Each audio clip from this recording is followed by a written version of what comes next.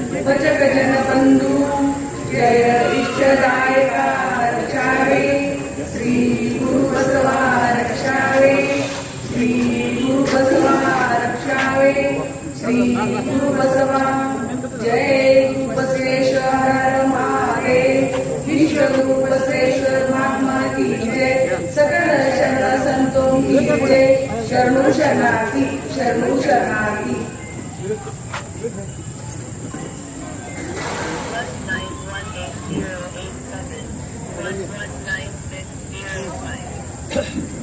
सर्व बसव व्याख्यानमालेचे तिसरं पुष्प बघण्यासाठी आजच्या व्याख्याते आनंद कर्णे सर नांदेड हे इथं उपस्थित झालेले आहेत। त्यांचं प्रथमतः मी स्वागत करतो की महावीर कुमार सरांनी त्यांचं स्वागत करायचं मी त्यांना विनंती करतो। या लोक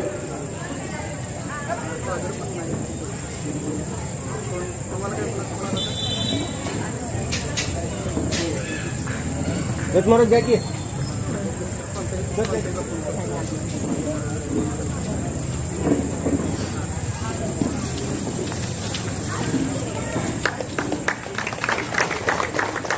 त्याचप्रमाणे आजच्या कार्यक्रमाचे जे अध्यक्ष आहेत ते अरविंद अशोकराव माने, जे धडाडीचे कार्यकर्ते आहेत, शिरोचे नगरसेवक आहेत, भाजप युवा मोर्चात काम करतात, त्यांचं स्वागत वाले काकांनी करावं मी त्यांना विनंती करतो।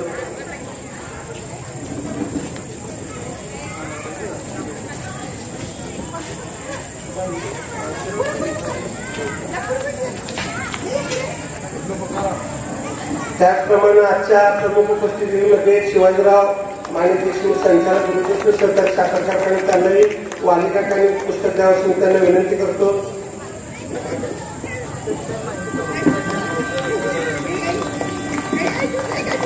त्याचप्रमाणे सर्व राहुल कुंभारे उपस्थित दिसत नाही त्यांचे स्वागत करतो। प्रकाश बन्ने सर यांचेही मी सहर्ष स्वागत करतो। अमोल हिरेमठ सर यांचे स्वागत करतो। संकाश भाग यांचे स्वागत करतो। सचिन कोरोचीकर सर त्यांचे मी स्वागत करतो। शंकर बिरादर सर यांचे स्वागत करतो। अशोक कांबळे दादा यांचे स्वागत महावीर कुंभारेंनी करावं मी त्यांना विनंती करतो।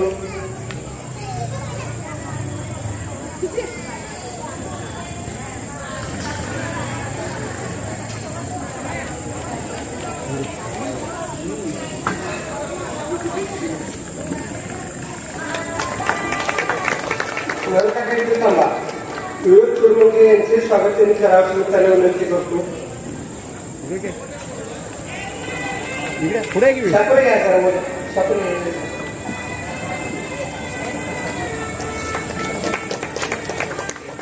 सर प्रवीण शिवाजी आंबी यांचे स्वागत साखरे सरांनी करावं मी त्यांना विनंती करतो।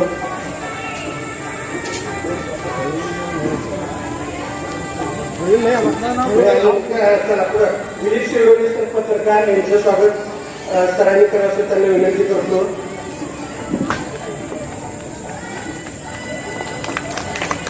संजय कांबळे सरांचं स्वागत सरांनीच करावं मी त्यांना विनंती करतो।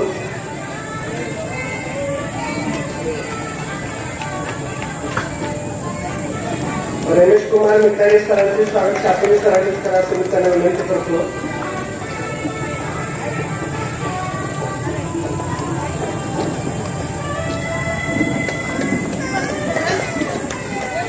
त्याचप्रमाणे आजचा जो व्याख्यानाचा यशस्वी कार्यक्रम होण्यासाठी संध्याकाळी ज्यांना दाखव करण्याची आम्ही विनंती केली ती शरण मारुती सावखडके यांचं स्वागत आणि सत्कार अरविंद माने सरांनी करावं मी त्यांना विनंती करतो।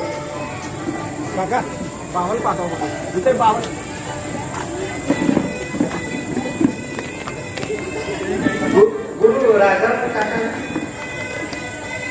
तुम्ही गुरु या तुम्ही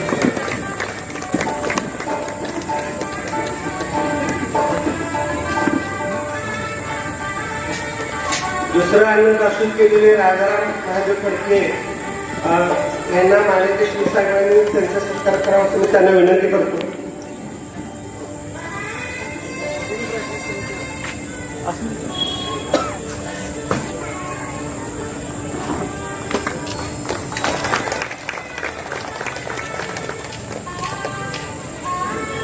आणि एडी पाटील सरांचे सत्कार माणिक देशमुख सरांनी करावा असं त्यांना विनंती करतो। सर्वांनी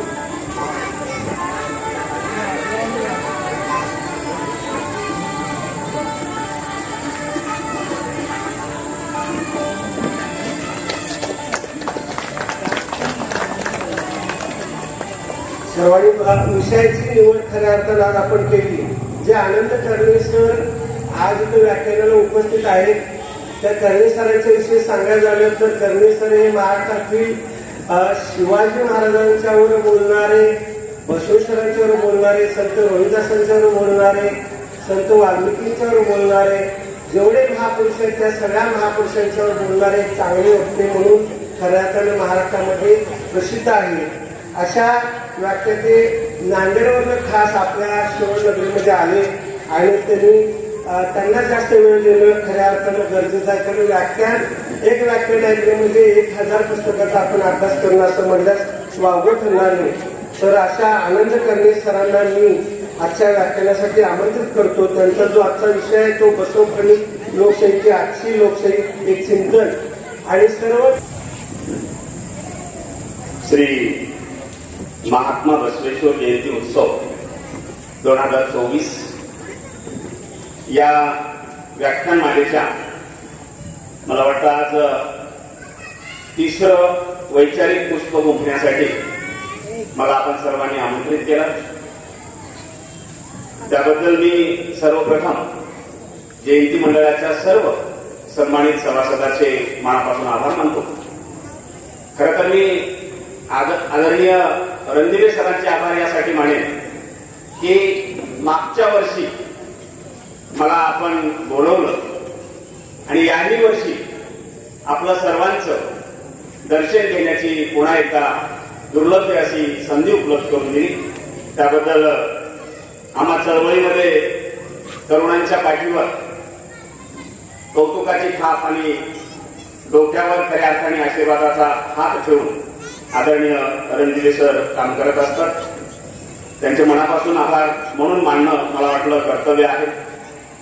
तसेच आजच्या कार्यक्रमासाठी प्रमुख उपस्थिती असलेले डॉक्टर अरविंद अशोकराव माने सर, आदरणीय शरण शिवाजीराव माने सर संचालक गुरुदत्त सहकारी कारखाना, आदरणीय शरण तातोबा भाऊसो पाटील उपनगर अध्यक्ष, त्यांच्या समवेत मंचावरील सर्व मान्यवर मंडळी, आमचे स्नेही शरण रमेश कुमार मेघारे सर, आज ज्यांचा अन्नदासोह आहे ते आजचे अन्नदासोही शरण व शरणी मारुती शाहू खडके प्रगतशील शेतकरी, तसेच शरण व शरणी राजाराम महादेव खडके आणि आपण उपस्थित सर्व मान्यवर मंडळी,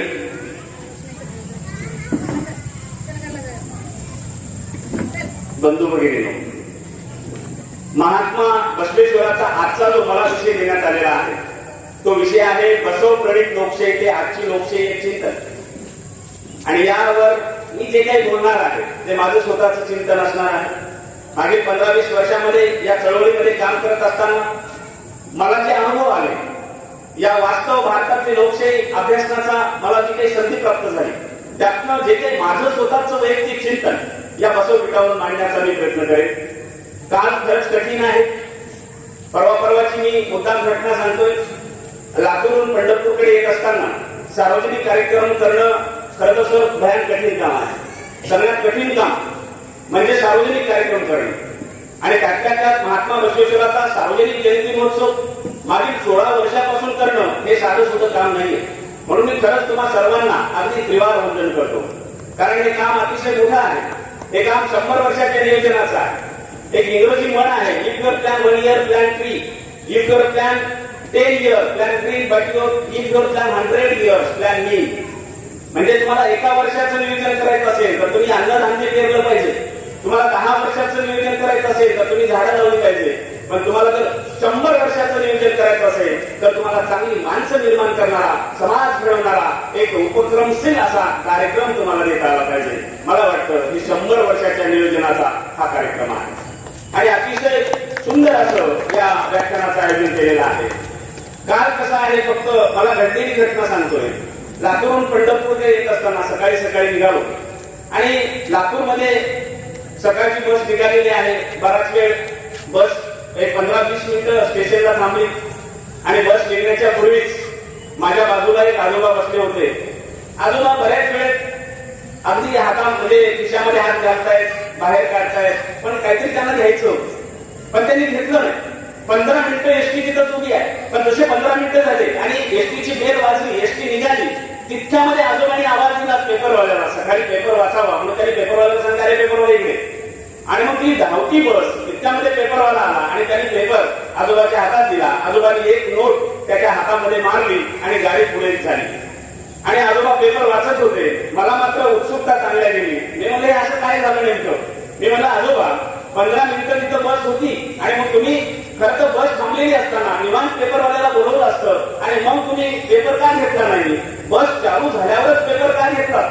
आजच्या काळाचं एक सटीक उदाहरण आहे की आपण पुण्या काळामध्ये जगतो आहोत. त्याच वेळेस ते आजोबा हसले आणि म्हणाले, त्याचा असा आहे बघ, म्हणले माझ्याजवळ जी नोट आहे ती नोट फाटकी होती. जर मी एसटी म्हणजे स्टेशनवर असताना जर पेपर घेतला असता तर त्यानं ती निरखून नोट पाहिली असते आणि मला त्यांना पेपर दिला नसता, मला नोट बदलून द्यावी लागली असती. आता नोट त्याला देऊन टाकली, पेपर मी घेतलाय, एसटी सुरू झाली. आता त्यानं नोट बघे, फाटलेली जरी नोट असली 2 शिव्या देईल, पण एसटीच्या मागे काही कळत येणार नाही. मी पेपर घेतला आणि मी त्याला फसवलं, त्याचा एक आत्मिक आनंद घेऊन आजोबा पुढे जातात. पण काय एवढं आहे की आधी असं म्हणायचे की माणूस मेल्यानंतर आपल्या कर्माची फळं भोगतो, पण आज तसं नाहीये. आज जिवंत असताना तिथं आपल्याला कर्माची फळं भोगावी लागतात. तो आनंद फार काळ दीर्घकाळ टिकला नाही. पुढच्या 5 मिनिटांमध्ये आजोबा हसायला लागले. जसे हसायला लागले मी म्हणालो, आजोबा आता का हसताय? त्यावेळेस म्हणाले, बाबा रे, कर्माची फळं ही याच जन्मात भोगावी लागतात. अवघ्या 5 मिनिटात मला त्याचा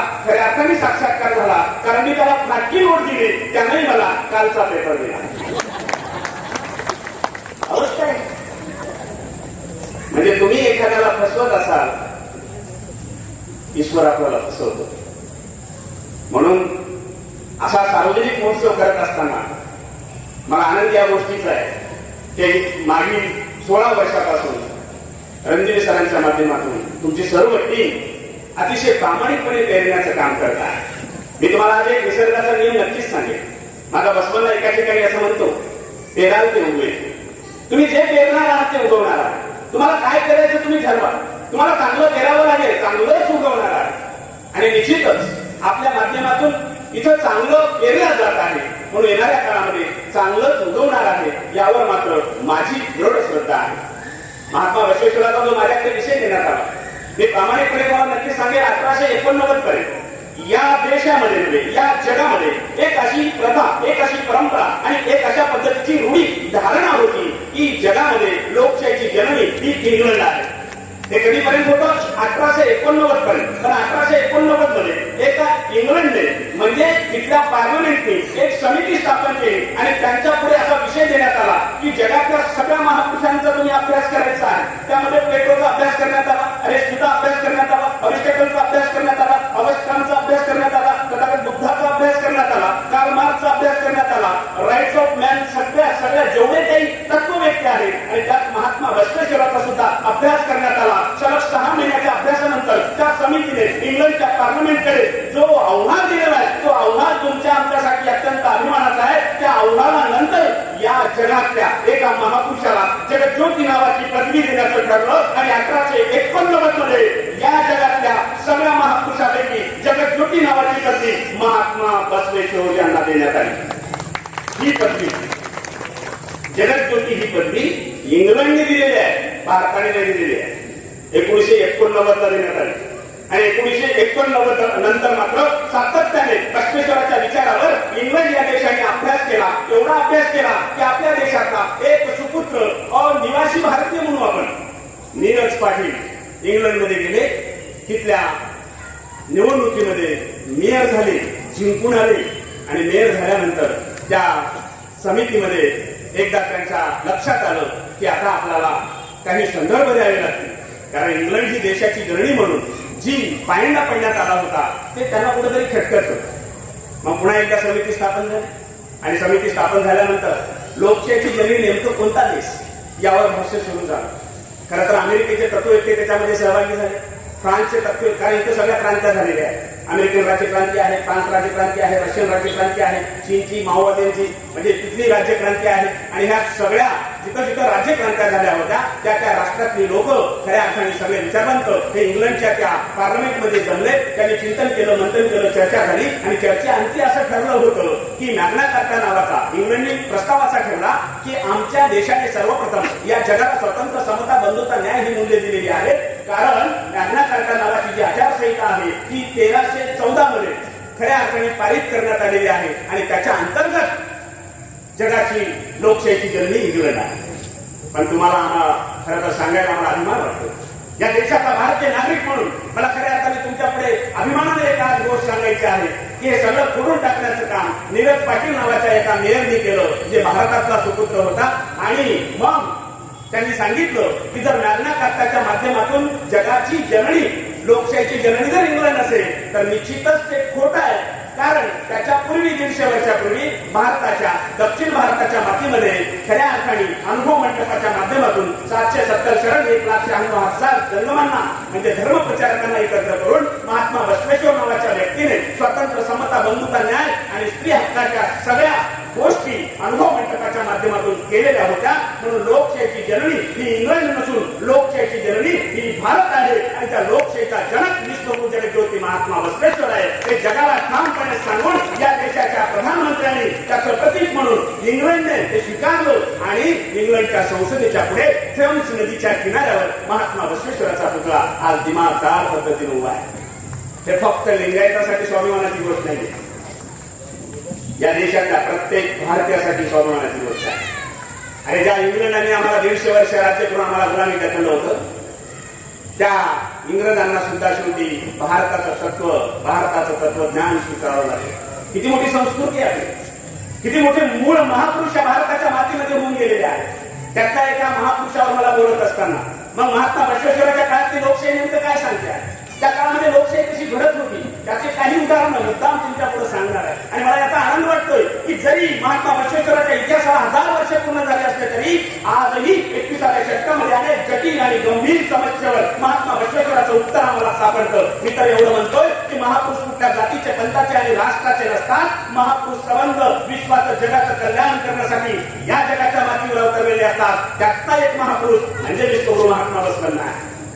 महात्मा बसवेश्वरांनी जी तत्व सांगितलेले आहेत ती तत्व आजही सूर्यप्रकाशाची आम्हाला मार्गदर्शक करतात. 12चं उलट केलं की 21व्या शतक होतं. मला कधी कधी वाटतं की आज 21व्या शतक जरी सुरू असलं तर या 21व्या शतकाला 12व्या शतकातल्या महात्मा बसवेश्वराच्या विचार तत्वाची गरज आहे. कारण अवघ्या अक्षय तृतीयाची एक घटना तुम्हाला मी सांगणार आहे. जेव्हा अक्षय तृतीयाच्या दिवशी एका ब्राह्मणवाड्यामध्ये गाय मरून पडल्यानंतर एका पोराला ते गायीचं म्हणजे बाहेर फेकण्याचं काम दिलं होतं. ते पोरग गाव कुसाच्या बाहेर राहणारा पोरग घरामध्ये येतं, गायीचे पाय बांधतं, जातं. पण एक यज्ञ चालू असतो, त्या यज्ञाच्या जवळ जातं, त्याला काही कळत नाही. त्यावेळेस त्यानं ते बघितलं. त्यावेळेस शास्त्र असं सांगत होतं की गाव कुसाच्या बाहेर असणाऱ्या म्हणजे अस्पर्श समजल्या जाणाऱ्या माणसांनी जर मंत्र ऐकले तर त्याचे कानामध्ये तप्त तेल ओतलं पाहिजे. जर त्यांनी मंत्र ऐकताना पाहिलं तर त्याचे डोळे काढले पाहिजे आणि त्यांनी जर मंत्र वाचले तर त्याची जीभ छाटली पाहिजे. अशा पद्धतीची शास्त्रामध्ये अत्यंत भयानक शिक्षा होती.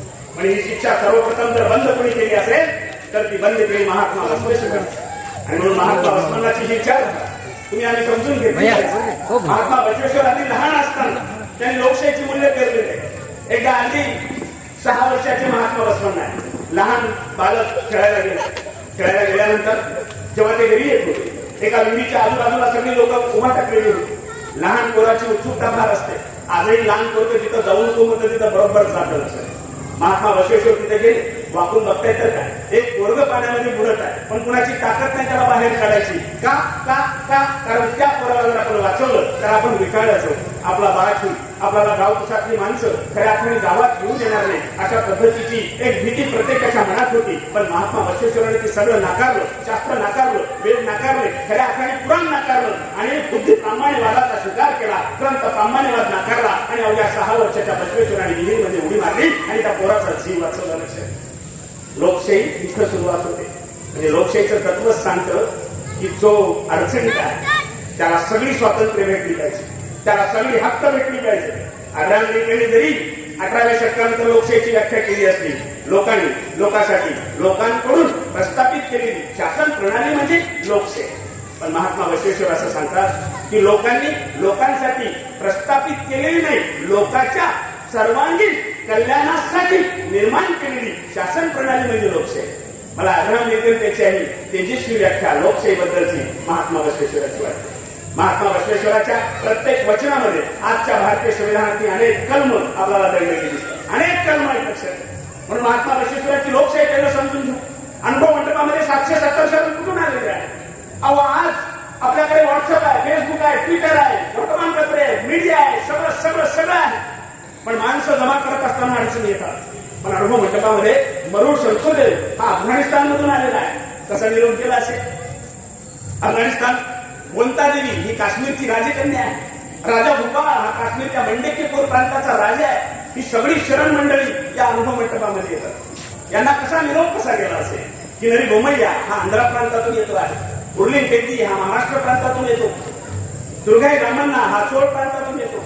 अशा असंख्य शरणांची मांदी आई महात्मा बसवेश्वराच्या कार्यकर्तृत्वावर विश्वास ठेवून, त्याच्या विचारधारेवर विश्वास ठेवून, त्याच्या समतेच्या विचारावर विश्वास ठेवून अनुभव मंडपामध्ये येते, काम करते आणि काम करता करता वचनाची निर्मिती होते आणि त्यातनं लोकशाहीची मूल्य प्रस्थापित होतात.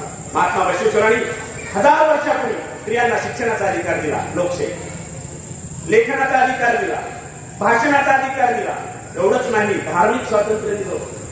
आजही लिंगायत स्त्रियांच्या गळ्यामध्ये इस्पिलिंग आहे ना, ते इस्पिलिंग 12व्या शतकामध्ये महात्मा बसवेश्वरांनी प्रत्येक स्त्रीच्या गळ्यामध्ये दिले आणि सांगितले पुरुषांना जेवढा देवप्राप्तीचा अधिकार तेवढा स्त्रीला सुद्धा देवप्राप्तीचा अधिकार आहे. अशा पद्धतीचं लोकशाहीचं मूल्य पहिल्यांदा या जगामध्ये रुजवण्याचं काम महात्मा बसवांनी केलं. एका वचनामध्ये ते असं म्हणतात, देव कुठं असू शकतो? आज आपण म्हणतो बोलताना की देव सगळीकडेच आहे, देव सगळीकडेच आहे. पण 1000 वर्षापूर्वी देव हा फक्त मंदिरामध्ये आणि धार्मिक स्थळीच आहे किंवा बंदिस्त आहे अशा पद्धतीची धारणा असताना बसवण्णांनी सांगितलं, जगद्व्यापी आकाशभर त्या पलीकडे विस्तार तुमचा हो. जगद्व्यापी आकाशभर त्या पलीकडे विस्तार तुमचा हो. आता पलीकडे चरण कमल, ब्रह्मांड पलीकडे किरीट, अगम्य गोचर प्रतिम लिंगई अपूर्ण संगम देवा माझ्या गरजकडीवर स्थान झाला की हो. आणि इष्टलिंगाच्या आविष्काराच्या माध्यमातून या बसवेश्वर नावाच्या महामानवाने एक अशी धार्मिक क्रांती केली की प्रत्येकाला देवप्राप्ती झाली पाहिजे आणि ते पण याची देही याची डोळा झाली पाहिजे. अशा पद्धतीचा लोकशाहीचा सिद्धांत बसवण्णांनी अनुभव मंडपामध्ये मांडला. अनेक शरण आलेले आहेत. काही शरण तर अगदी ज्याची सावली सुद्धा विकायला वाटावी अशा पद्धतीनं ज्याचं स्वत्व हरलेलं आहे, ज्यांनी स्वतःची ओळख विसरलेली आहे. अरे त्या काळामध्ये सणावाराला सन्मान होता पण माणसाला सन्मान नव्हता. अशा परिस्थितीमध्ये बसवांना लोकशाही प्रस्थापित करतात. सोपी गोष्ट आहे. अहो आज काही निश्चितच एखाद्या झोपडीमध्ये जात असतील, मोठी माणसं जेवण करत असतील, पण आजही देशाला स्वातंत्र्य मिळून 75 वर्षे झाले, या देशाची झोपडी गेली नाही याचं वाईट वाटत नाही. पण माझ्या बसवांना प्रधानमंत्री पदावर असताना कुणाच्या घरी जेवण करायचे याचे अनेक उदाहरणं आपल्याला दिसतात. नागदेव कांबळी नावाचा एक शरण आहे, तो गाव कुसाच्या बाहेर राहतो, त्याच्या घरी बसवांना प्रसाद घेतात. लोकशाहीचं हे खरं तत्व आहे. म्हणजे ज्या देशामध्ये आपण राहतो त्या देशामध्ये प्रत्येक माणसाला त्याचे हक्क आणि अधिकार भेटले पाहिजे. अशा पद्धतीचं तत्व बसवण्णांनी अनुभव मंडपामध्ये मांडलेलं आहे. आज संविधानाचा जेव्हा आपण अभ्यास करतो, भारतीय संविधानातले अनेक कलम मला दिसतात. कलम नंबर 17 काय सांगतो? कलम नंबर 17 असं सांगतो की या देशामध्ये अस्पृश्यता पाळणं कायद्यानं गुन्हा आहे. लोकशाही कुठे समजून घेतली पाहिजे. कलम नंबर 17 नुसार विश्वरत्न डॉक्टर बाबासाहेब आंबेडकर यांनी सांगितलं की 1947 पासून म्हणजे 29 नोव्हेंबर 1952 पासून खऱ्या अर्थाने संविधानाची 49 पासून संविधानाची सुरुवात होते आणि त्यावेळेस बाबासाहेब असं म्हणतात की आजपासून जो कोणी अस्पृश्यता पाळेल त्याचा दखलपात्र तो गुन्हा असेल. कलम नंबर 17 हे सांगतो. बसवण्णांनी 1000 वर्षापूर्वी अनुभव मंडपामध्ये सांगितलं, अस्पृश्यता हा ईश्वर निर्मित असून तो मानव निर्मित आहे. तो एक कलंक आहे, तो पुसला गेला पाहिजे. म्हणून त्यांनी वेगवेगळ्या जातीच्या लोकांना लिंगवंत केलं आणि अस्पृश्यता संपून टाकली. पहा, म्हणजे 1000 वर्षानंतर आम्ही जे कायद्यानं केलं तेच महात्मा बसवेश्वरांनी लोकशाहीमध्ये अनुभव मंडपामध्ये या भारताच्या मातीमध्ये केलं. कलम नंबर 14 नुसार समानता सांगितली जाते. म्हणजे आम्ही सगळे समान आहोत, आम्हाला समान दर्जा समान संधी भेटली पाहिजे, पात्रतेनुसार संधी भेटली पाहिजे, गुणवत्तेनुसार संधी भेटली पाहिजे. अशा पद्धतीची संधी 1000 वर्षापूर्वी बसवण्णांनी अनुभव मंडपामध्ये दिली. साधा एक उदाहरण सांगतो तुम्हाला. मडिवा माचीदेव नावाचा एक व्यक्ती हा कपडे धुवायचं काम करायचा. कपडे धुवायचं काम. त्यावेळेस बघा संधी जे म्हणतोय आपण, पात्रतेनुसार संधी भेटली पाहिजे, गुणवत्तेनुसार पद भेटलं पाहिजे. म्हणजे माचीदेव जेव्हा कपडे धुवायचे, एक वेळेस त्या कल्याण दरबारामध्ये एक मदमस्त झालेला हाती जेव्हा धावायला लागला, सगळे जण सैरावेला पळायला लागले, जीव वाचवण्यासाठी आता तांडव सुरू झाला. त्यावेळेस हा बलाढ्य शक्तीचा मणिवार माचीदेव त्या हत्तीच्या समोर जातो आणि हत्तीला कैद करतो. ही बातमी महात्मा बसवनाला कळते आणि बसवना त्या क्षणी अनुभव मंडपामध्ये मणिवार माचीदेवाला बोलून घेतात आणि माचीदेवाला सांगतात, माचीदेवा तुमची पात्रता, तुमची विद्वत्ता, तुमची गुणवत्ता कपडे धुण्याची नाहीये. उद्यापासून तुम्ही या राज्याच्या सैन्याचे सैन्य दल प्रमुख आहात. आणि मणिवार माचीदेवांना गणाचारी प्रमुख केलं बसवनाने. याला म्हणतात संधीची समानता. पात्रतेवरून माणसाला पद भेटलं पाहिजे. आज संविधानानुसार भेटतं, पात्रतेनुसार कलेक्टर होतो. माझ्या लेकराला कलेक्टर व्हायचे, युपीएससी पास झालं पाहिजे. माझ्या लेकराला तहसीलदार व्हायचे, एमपीएससी पास झालं पाहिजे. माझ्या लेकराला तलाठी व्हायचे, ग्रामसेवक व्हायचे, त्याची पात्रता त्याला पास करता आली पाहिजे. माझ्या लेकराला शिक्षक व्हायचे, त्याला डीएड व्हावं लागेल, मोठा शिक्षक व्हायचे, डीएड व्हावं लागेल, अजून मोठा व्हायचे, सेटनेट करावं लागेल, अजून मोठा व्हायचे, पीएचडी करावं लागेल, अजून मोठा व्हायचे, कुलपतीची पात्रता धारण करावी लागेल. आणि या देशामध्ये आज पात्रतेनुसार जी पदं भेटतात, ती पदं 1000 वर्षापूर्वी अनुभव मंडपामध्ये महात्मा बसवण्णांनी पात्रतेनुसारच दिली. म्हणून लोकशाहीचे जनक महात्मा बसवण्ण आहे. हे तुम्ही आम्ही समजून घेणं नितांत गरजेचं आहे. एका अनुभव मंडपामध्ये शरण कक्कय्या होते आणि शरण कक्कय्या म्हणाले, बसवण्णा जाती ईश्वर निर्मित आहे असं म्हणतात, पण या जातीमधून राष्ट्राची माती होते बसवण्णा. प्रत्येक जण माझी जात श्रेष्ठ, माझी जात श्रेष्ठ म्हणतोय बसवण्णा. या समस्येवर आपल्याला काहीतरी उत्तर शोधावं लागेल, या समस्येवर आपल्याला काहीतरी कायदा करावा लागेल, या समस्येवर आपल्याला काहीतरी करावं लागेल बसवेश्वरा. त्यावेळेस महात्मा बसवण्णा उठतात आणि सांगतात की माझ्या अनुभव मंडपामध्ये या कल्याण राज्यामध्ये जातीवरून एखाद्याला कोणतेही पद भेटणार नाही. त्याला त्याच्या गुणवत्तेनुसार, त्याला त्याच्या पात्रतेनुसार आणि त्याला त्याच्या श्रेष्ठत्वानुसार, अनुभवानुसारच पद भेटणार. आणि तसंच पद महात्मा बसवण्णा देत असताना म्हणतात की जात ही ईश्वर निर्मित नसून जात ही मानव निर्मित आहे. मोहिनीचा सुत नाव त्याचे व्याचं, मार्कंडेयाचं मांगिनीचा महात्मा बसवेश्वराचं वचन आहे. महात्मा बसवण्णा काय म्हणाले, मोहिनीचा सुत नाव त्याचे व्याचं, मार्कंडेयाचं मांगिनीचा, मंडुकाची कन्या थोर मंदोदरी, जातीची थोरवी काय की जय, बेरडाचे पोटी अगस्तिका जन्म, सांबार उत्तम तो दुर्वास, कोंडिने तो नावी कसप्पे लोहर, तिने लोकी परमी प्रसिद्धी ती, जातीचे श्रेष्ठत्व हाची बेडाचार कुडल संगम देवा. 1000 वर्षापूर्वी बसवण्णा नावाचा हिमालयाच्या उंचीचा हा माणूस म्हणतोय की जो माणूस माझी जात श्रेष्ठ म्हणतो, त्याच्या एवढा वेडा माणूस या जगात दुसरा कुणीच नाही. आज गरज आहे या विचाराची. हा विचार आम्ही आज स्वीकारला पाहिजे. या देशाला जर सर्वांगीण महासत्ता करायचा असेल, या देशाला खऱ्या अर्थाने जगाच्या विचारपीठावर अमेरिकेची स्पर्धा करायची असेल, जपानची स्पर्धा करायची असेल, रशियाची स्पर्धा करायची असेल, जर्मनीची स्पर्धा करायची असेल, फ्रान्सची स्पर्धा करायची असेल, नवे जगातील सगळ्या महासत्तेसोबत आम्हाला जर 2 हात करायचे असतील तर बसवण्णाच्या विचाराशिवाय या देशाच्या मातीला दुसरा कुठलाही पर्याय नाही. हे तुम्हाला मी ठामपणे सांगतोय. म्हणून बसवण्णा स्वीकारला पाहिजे. कारण हा विचार कुठल्या एखाद्या समाजापुरता निश्चित नाहीये.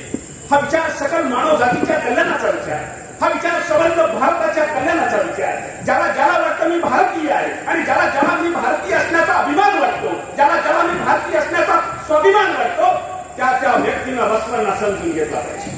मग तो कोण्या जातीचा आहे, कोण्या प्रांतातला आहे, ते काही गोष्ट करतच नाही. बसवण्णांनी अनुभव मंडपामध्ये कुणाला न्याय दिला, प्रत्येक वंचितांना न्याय दिला, प्रत्येक शोषित घटकाला न्याय दिला, प्रत्येक स्त्रीला न्याय दिला. त्यांनी सांगितलं घरी तू बांधती देवालय, गरीब मी काय करू. देवाला प्रश्न केला बसवण्णांनी. लोकशाहीमध्ये प्रत्येकाला जर धर्मस्वातंत्र्याचा अधिकार असेल, आज आपण पाहतो कलम नंबर खऱ्या अर्थाने 23 नुसार आम्हाला शोषणाविरुद्धचा अधिकार आहे. म्हणजे आमचं जर कोणी विनाकारण शोषण करत असेल तर कलम नंबर 23 नुसार आम्ही दाद मागू शकतो. बसवण्णांनी काय केलं त्या काळामध्ये, सुळे संकवा नावाची एक देहविक्री करणारी स्त्री आहे. परिस्थिती वाईट आहे, देहविक्री करून कुटुंबाचा उदरनिर्वाह करते. एका बसवण्णाची भेट होते. सुळे संकवा बसवण्णाच्या छत्रछायेखाली येते आणि त्यावेळेस माझा बसवण्णा सुळे संकवाला म्हणतो की गायक करायचं पण समाज हिताचं असलं पाहिजे, गायक करायचं पण राष्ट्रहिताचं असलं पाहिजे.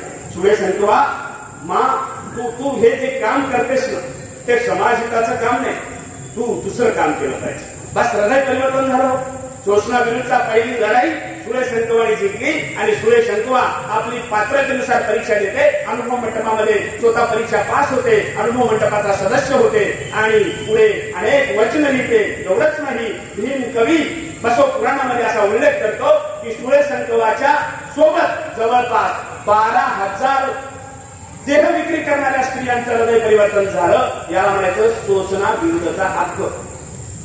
भारतीय राज्यघटनेनं जो दिला तो हक्क अनुभव मंडपामध्ये बसवण्णांनी स्वतः प्रस्थापित केलेला आहे. हे सगळे पुरावे, हे सगळे संदर्भ आहेत. हे काय कुठल्या आकाशातल्या गोष्टी नाही, ह्या कुठल्या पाताळातल्या गोष्टी आम्ही शोधून काढल्या नाही. ह्या बसवण्णाच्या वचनातल्या गोष्टी आहेत. आणि आजही सोलिकित महात्मा बसवण्णा आणि 770 शरणांची वचनं आजही उपलब्ध आहेत.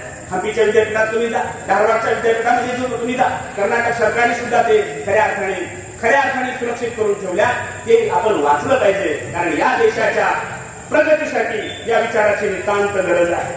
महात्मा बसवेश्वराचं पुढचं एक वचन मुद्दाम सांगणार आहे, ते पर्यावरणावर आहे. आजच मी आल्यानंतर सरांसोबत चर्चा होताना त्यांनी सांगितलं की सांगलीचं एवढं तापमान कधी वाढलंच नव्हतं. खरंय आमच्याकडची, खरं तर मी नांदेड मधला, मराठवाडा दुष्काळी, आमच्याकडे सहज तापमान अगदी 2-3 महिन्यापासून 42, 43, 44, 45 आम्हाला सवय पडली त्याची. आम्हाला विशेष वाटत नाही.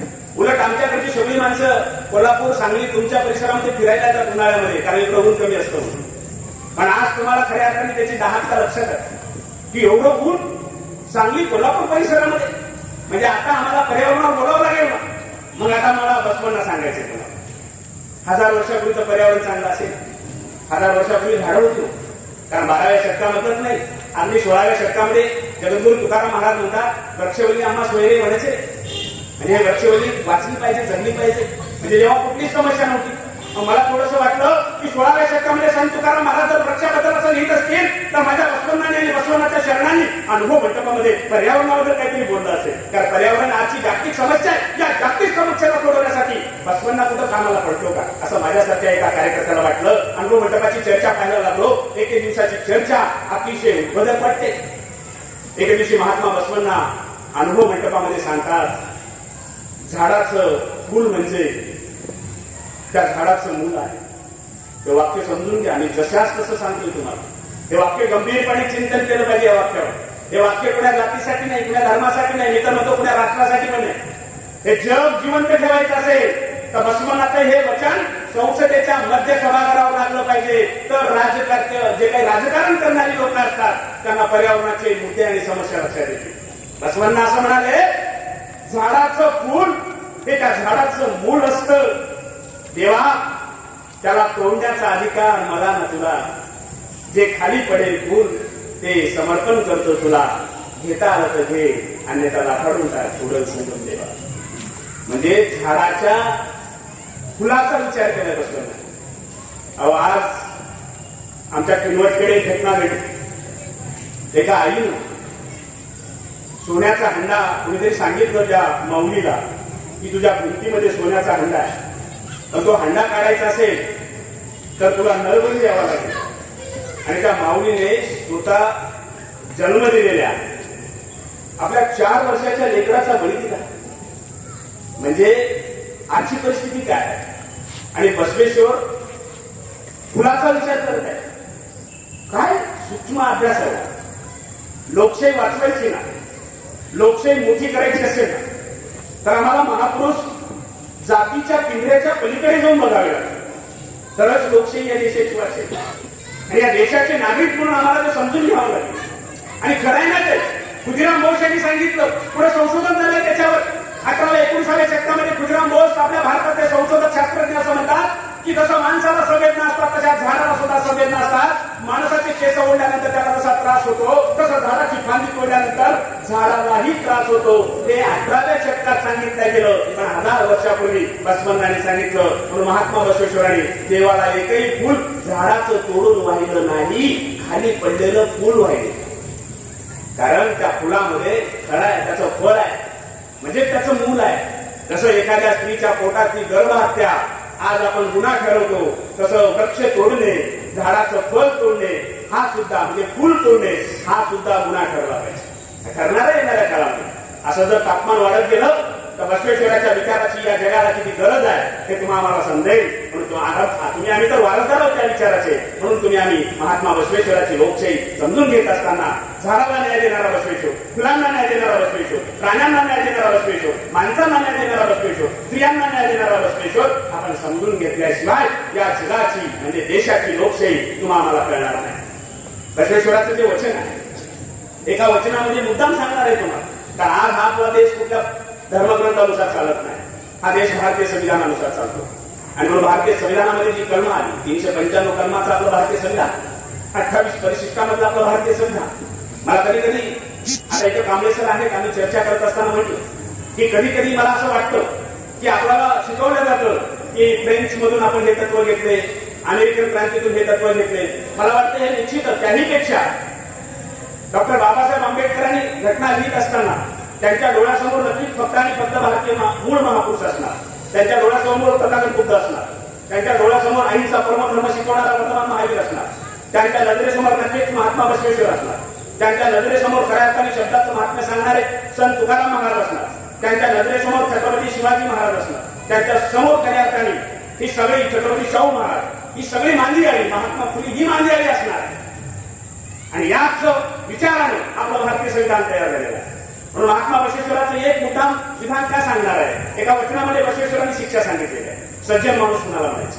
हे फार महत्वाची व्याख्या आहे. हा सज्जन आणि दुर्जनामधला फरकच कळत नाही, नेमकं वाईट कुणाला म्हणायचं चांगलं कुणाला म्हणायचं. म्हणून महात्मा बसवेश्वरांनी सांगितलं की माणूस जन्मता चांगला वाईट नसतो, माणूस जन्मता हा माणूस असतो, पण नंतरच्या काळामध्ये त्याच्यावर होणाऱ्या संस्कारानं त्याच्यावर होणाऱ्या संगतीनं तो चांगला किंवा वाईट होतो. बस. मग तुम्हाला जर चांगलं व्हायचं असेल तर एक परिमाण दिलं बसवेश्वरांनी. जसं एखाद्या विद्यार्थ्याला 10वीला मेरिट यायचं असेल तर त्याला अभ्यास करावा लागेल, प्रत्येक विषयामध्ये आउटऑफकडे जावं लागेल तर तो मेरिट येणार आहे.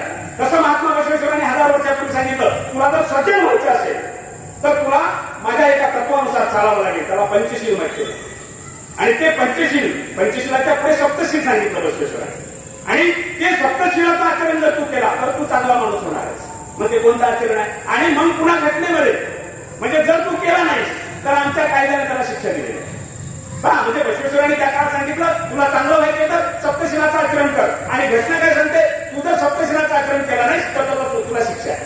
त्या काळात पण शिक्षा होता नव्हत्या असं नाही, शिक्षेचं स्वरूप वेगळं असेल.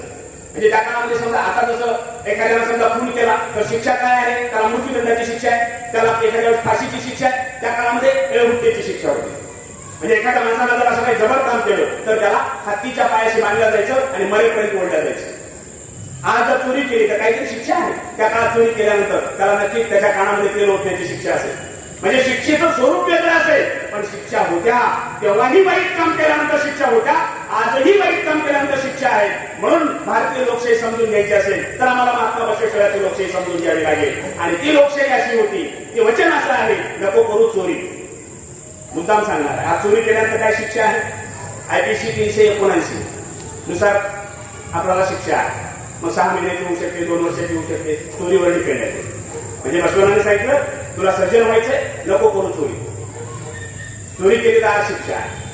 पुढे सांगतात नको करू हत्या 302, IPC 302 नुसार हत्येचा गुन्हा दाखल होतो, मृत्यूदंडाची शिक्षा होऊ शकते. बसवणाने त्या काळात सांगितलं नको करू हत्या.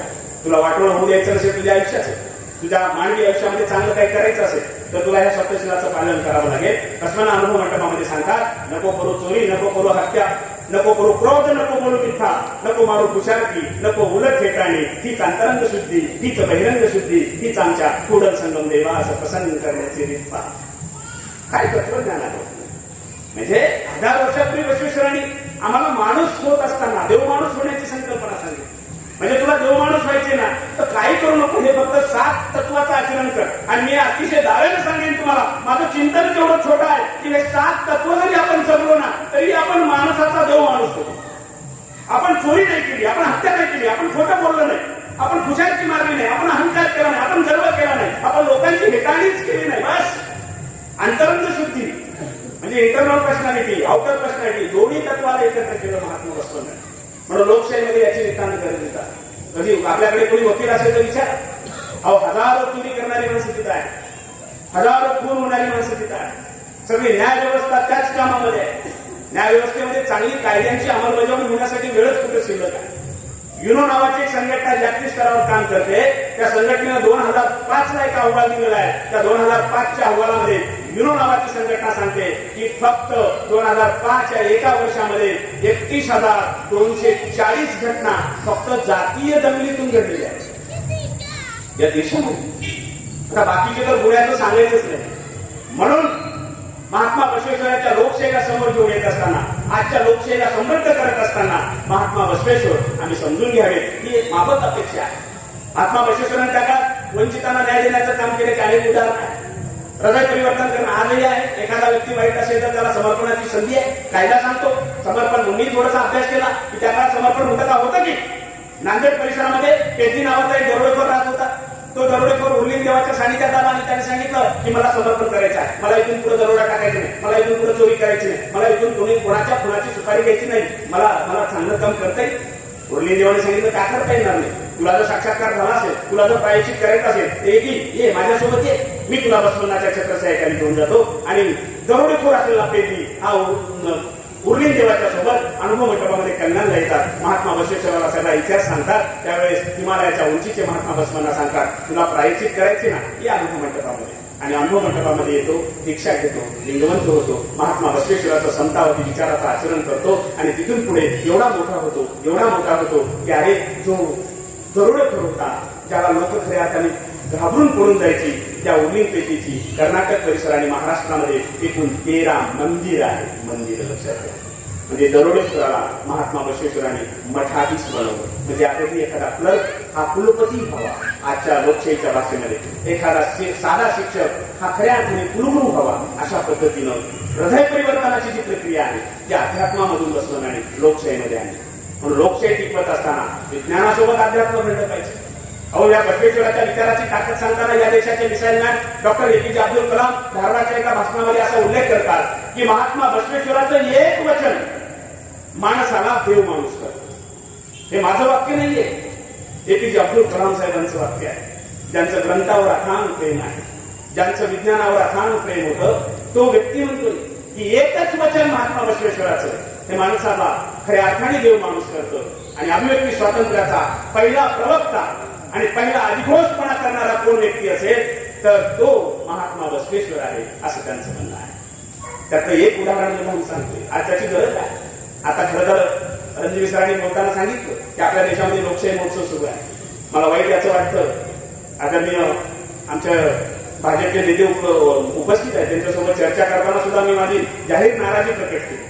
ती नाराजी अशी आहे की लोकशाहीचा महोत्सव सुरू आहे. या देशाला स्वातंत्र्य म्हणून 75 वर्ष झाली. या देशाला असं स्वातंत्र्य नाही भेटलं. या देशाचा तिरंगा फडकवण्यासाठी अनेक माणसांनी आपल्या संसाराची राख रांगोळी केलेली आहे. कुणी आपल्या आईला मुकलेला आहे, कुणी आपल्या ताईला मुकलेला आहे, कुणी आपल्या वडिलांना मुकलेला आहे. नवे नवे घरं उद्ध्वस्त झाली तेव्हा कुठे आपल्या देशाला स्वातंत्र्य मिळालेलं आहे. आणि आम्हाला फक्त मतदान करणं होत नाही, मतदान केंद्रावर जाऊन कुठे या देशामध्ये 75 वर्षानंतर 52% मतदान, 47% मतदान.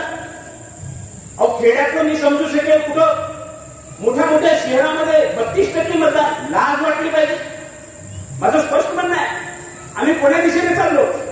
या देशाची लोकशाही टिकवायची असेल तर आम्हाला भेटलेला अधिकार जर आम्हाला वापरता येत नसेल तर आम्ही काही मोजमस्ती करण्यासाठी जन्मास आलो, मग या देशाच्या लोकशाहीचं काय होणार? म्हणून चिंतन मानणं गरजेचं आहे. बसवेश्वराच्या काळामध्ये अनुभव मंडपामध्ये राज्य सोडून येणारी माणसं कुठे लोकशाही वाचवण्यासाठी? राजा भूपाळ कोण आहे? हा राजा आहे, राजा काश्मीरचा. आणि तो म्हणतोय की मला लोकशाही निर्मित बसवण्याच्या अनुभव मंडपामध्ये जायचंय. आपलं राज्य मुलांना देऊन टाकलं आणि मुलाला देऊन स्वतःच्या पत्नीसोबत अनुभव मंडपामध्ये येतात. जशा अनुभव मंडपामध्ये येतात, परीक्षा घेतल्याशिवाय मध्ये नव्हतंच. परीक्षा दिली, पास झालं तर अनुभव मंडपाचा सदस्य. असे 770 शरण आहेत त्या काळामध्ये. त्यातल्या 70 शरणी आहेत. आज एकूण 802 खासदार आहेत राज्यसभेचे आणि लोकसभेचे. त्यापैकी फक्त 104च महिला खासदार आहेत. फक्त लोकसभेचा विचार केला तर 78 महिला खासदार आहेत. आज 2024ची आकडेवारी. त्या काळामध्ये 70 खासदार आहेत महिला, त्यांना आपण शरणी म्हटले आहे. समजून घ्या किती मोठा टक्का हा महिलांना बसवेश्वरांनी दिलेला आहे. आणि मग हे समजून घेतलं की कळतं, हा राजा भोपाळ जातो बसवण्याच्या जवळ. दुसरं मला व्यावसायिक स्वातंत्र्य मुद्दाम सांगायचे. लोकशाहीमध्ये व्यवसायाचं स्वातंत्र्य भेटलं पाहिजे. त्या काळामध्ये धर्मव्यवस्था मोठ्या प्रमाणामध्ये असल्यामुळे व्यवसायाचं स्वातंत्र्य भेटत नव्हतं. बसवणारी धर्मव्यवस्था उखाडून टाकली, नाकारली, सांगितलं पात्रतेनुसार तुम्हाला काम करावं लागेल. आता राजा भोपाळ गेल्यानंतर तो म्हणतो बसवांना, मी काश्मीरचा राजा आहे, पण आता अनुभव मंडपाचा सदस्य झालो. कोणता व्यवसाय करू? बसवेश्वरांनी सांगितलं तुम्हाला ज्याच्यामध्ये आवड आहे, तुम्हाला ज्याच्यामध्ये काही करता येतं, तुमची काय पात्रता असेल त्याच्यानुसार व्यवसाय कर. त्यावेळेस राजा भूपाळनी सांगितलं मी लाकडं गोळा करेन, लाकडं विकेन, त्यातनं येणाऱ्या पैशानं माझा संसार चालवतो. आणि मग हा राजा गोपाळ पुढे मोळीगे मारय्या, शरण मोळीगे मारय्या म्हणून प्रसिद्ध झाले. कारण त्यांनी पुढे मोळी विकण्याचं काम केलं. स्वतः पती पत्नी मोळी विकतात आणि या लोकशाहीला प्रगल्भ करतात. राजा आपलं राज्य सोडून लोकशाही प्रगल्भ करण्यासाठी येणारा त्या काळातला राजा बघा. आणि आज काय अवस्था आहे? आज फक्त लोकशाही टिकवण्यासाठी आम्ही आमचा मताचा अधिकार वापरायला जात नाही. ते दुर्दैव आहे. बांधवांनो, हे चिंतनीय खरंच आहे. म्हणून प्रत्येकाने आपला अधिकार वापरला पाहिजे. 200 वर्ष लढा दिला इंग्लंडच्या स्त्रियांनी, तेव्हा त्यांना मताचा अधिकार भेटलेला. आता 1962 मध्ये अमेरिकेच्या स्त्रियांना मताचा अधिकार भेटला. 1962 मध्ये मोठी क्रांती करावी लागली अमेरिकेला. जे अमेरिका आणि इंग्लंड सांगते ना की आम्ही प्रगल्भ राज्य आहोत, प्रगल्भ राज्यामध्ये स्त्रियांना दुय्यम स्थान देण्यात आलं. पण या भारतीय राज्यघटनेने अगदी एकही स्त्री रस्त्यावर न येता, एकही पुरुष रस्त्यावर न येता आम्हाला मताचा अधिकार भेटला. आणि हा अधिकार आम्ही वापरत नसू तर आम्हाला निश्चितच यावर चिंतन करावं लागेल. म्हणून म्हणजे आपणास विनंती आहे की बसवेश्वराची लोकशाही काय होती, त्यावेळेस त्याग करणारी माणसं कशी होती, आणि आज लोकशाहीमध्ये त्याग चाललाय का, त्याग करणारी माणसं आहेत का, हे पाहणं तुमच्या आमच्यासारख्या सुशिक्षित माणसांचं आणि या भारतातल्या प्रत्येक नागरिकांचं ते प्रथम कर्तव्य आहे असं माझं म्हणणं आहे. महात्मा बसवेश्वराचं एक वचन जाणीवपूर्वक तुमच्यापुढे मांडतो. कारण बसवणारे त्या काळामध्ये वचनातून जे काही सांगितलंय, वचन म्हणजे कायदा होता. आज त्याला कायदा म्हणतात. आज आपण ते कायदे म्हणतो. आज जे कायद्याची निर्मिती होते ती तशीच निर्मिती ही 12व्या शतकात वचनाची आहे. बस नाव बदललं, आपण याला कायदा म्हणतो, तिथं वचन म्हटलं जायचं. काय प्रक्रिया आहे कायद्याची? आपण सगळे आहोत तरी मी तुम्हाला मुद्दाम प्रक्रिया सांगणार आहे. आपल्या भारतामध्ये सर्वोच्च जे काही सभागृह आहे ते संसदेमध्ये 2 सभागृह आहेत. एक राज्यसभा आहे, दुसरी लोकसभा आहे. लोकसभेमध्ये एखादं विधेयक टाकतात. म्हणजे एखादा समजा आता घटस्फोटावर कायदा करायचा आहे, एखादा समजा स्त्री आणि अत्याचारावर कायदा करायचा आहे, एखादा अजून कोणता तरी महत्वाचा कायदा करायचा आहे, तर ते बिल आमलं हे लोकसभेमध्ये खऱ्या अर्थाने जातं. त्याला पहिल्यापासून विधेयक म्हणतात, कायदा म्हणत नाही. मग त्याच्यावर चिंतन होतं, त्याला प्रथम वचन म्हणतात. ते जाणीवपूर्वक सांगतोय कारण मला लोकशाही हा विषय समजून द्यायचा आहे, आजचं चिंतन मांडायचं आहे. आज जशी कायद्याची निर्मिती होते, 1000 वर्षापूर्वी बसवेश्वर अनुभव मंडपामध्ये कशाच पद्धतीची वचनाची निर्मिती करायची. आणि मग त्यावेळेस मग ते विधेयक काय होतं, लोकसभेमध्ये पारित होतं. म्हणजे जसं प्रथम वाचन झालं होतं, द्वितीय वाचन होतं, अजून काही चुका राहिल्या तर परिशीलन समिती असते. त्या समितीमध्ये अनेक तज्ञ माणसं असतात, सगळे घटनातज्ञ असतात, अभ्यासक असतात. त्यामध्ये काही उणीवा असतील तर काढून टाकल्या जातात. मग तृतीय वाचन होतं आणि वाचन झाल्यानंतर या विधेयकाचं खऱ्या अर्थाने सभापतीकडे गेल्यानंतर त्याच्यावर स्वाक्षरी होते. मग ते विधेयक पुन्हा राज्यसभेत जातं. तीच प्रोसिजर होते. उपाध्यक्षाची तिथं स्वाक्षरी होते आणि मग ते राष्ट्रपतीकडे जातं आणि राष्ट्रपतीकडे गेल्यानंतर विधेयकाची सही झाली की मग त्याचं कायद्यात रूपांतर होतं. आणि त्यानुसार मग आपल्याला कायदा पाळावा लागतो. जसं एखादा कायदा असतो की रस्त्याच्या उजव्या बाजूला चाललं पाहिजे, समजा असा नियम करायचे आपल्याला, तर ती प्रोसिजर करावी लागते. त्यातले फायदे तोटे सांगावे लागतात आणि त्यातनं ते कायदा ठरतो. अगदी असंच 12व्या शतकामध्ये सुद्धा एखादी समस्या चिंतन करायचे, त्यावर सगळे सुरुवातीला शरण सगळं मांडायचे. आणि जसं मांडलं की मग ते जायचं ते पहिल्यांदा सुरू चन्नबसवेश्वराकडे. चन्नबसवेश्वर मग त्यावर काही उणीवा असतील ते सगळे दाखले, सगळ्या गोष्टी तपासायचे. आणि चन्नबसवेश्वराकडचं ते विधेयक ते पुढे जायचं, ते म्हणजे सिद्धरामेश्वराकडे. मग सिद्धरामेश्वर त्यावर चिंतन करायचे. अत्यंत विद्वान माणसं आहेत सगळे, त्या क्षेत्रातली तज्ञ माणसं आहेत त्या काळातली. आणि मग सिद्धरामेश्वर त्यावर चिंतन केल्यानंतर ते अगदी अंतिम चिंतनासाठी जायचं महात्मा बसवेश्वर. मग बसवेश्वर त्यामध्ये काही उणीवा निश्चित काढू शकत होते. बरं काही उणीवा नसतीलच, सगळं परफेक्ट असेल सगळं, मग त्याच्यावर स्वाक्षरी व्हायची महात्मा बसवण्याची आणि ते विधेयक जायचं. त्या काळात अनुभव मंडपाचे अध्यक्ष हे अल्लम प्रभू, आणि अल्लम प्रभूची स्वाक्षरी झाली की मग त्याला म्हणायची वचन. काय प्रक्रियेमध्ये सगळं साम्य आहे.